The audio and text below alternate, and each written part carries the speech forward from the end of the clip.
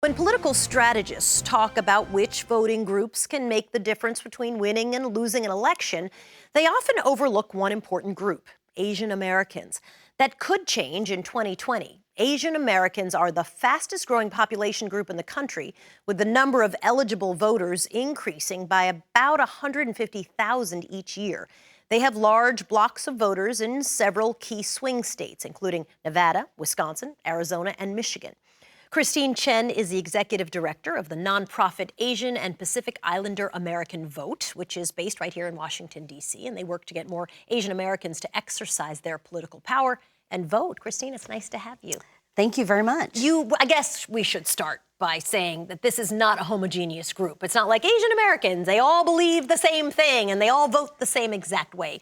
Talk to me about what the population, the range of the population, if you will. Right. So Asian American and Pacific Islander communities really range from those who've had a history back in the 1800s of Chinese Americans, Filipino Americans, Japanese, Korean, who are more Southeast Asian and Pacific Islander, to Southeast Asians of Vietnamese, Laotian, Hmong, refugees, to South Asians who are Indian, Pakistani. And then we have the Pacific Islanders who are also, many are stemming from our territories. So it really is a quite diverse community, also quite young, and a large portion are immigrating to the United States.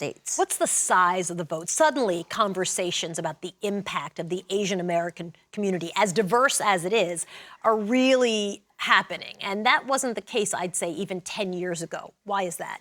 Well, part of it is the demographic shifts. So you're starting to see a larger number of the population, and also they're moving to areas such as Nevada, Virginia, Minnesota, Pennsylvania, where swing states. Exactly. So now people are starting to these are part of my electorate. I actually need to pay attention to these individuals. When you look at the data, 44% of Asian American, Pacific Islanders, and Native Hawaiians in the last census were not registered to vote, or they didn't answer the question at all, which is a huge number to not say, yes, I'm registered.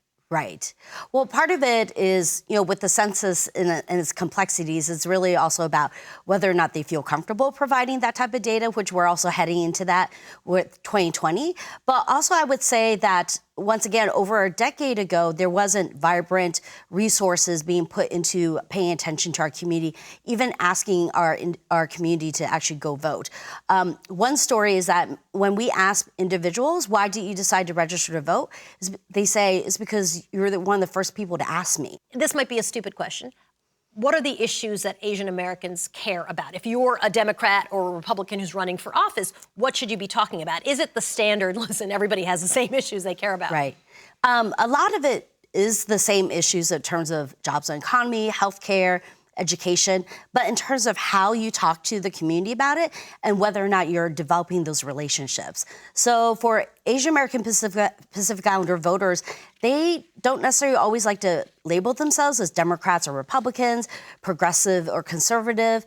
But when you actually look at the polling data in terms of on various issues, they're actually quite progressive. So do you feel hopeful that come 2020, since I know your agenda is to get Asian Americans to vote, right, get them politically engaged, who's talking to Asian Americans? Who do you feel like is doing a good job on the messaging, doing a good job on the policy, actually listening, reaching out, right, and could potentially win a big chunk of this important audience?